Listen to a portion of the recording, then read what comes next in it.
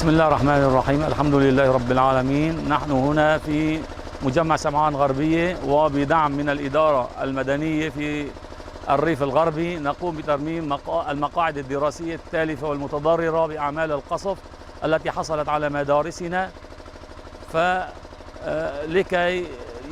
لكي يرغد تلميذنا وطالبنا بمقاعد دراسية مؤهلة للعملية الدراسية.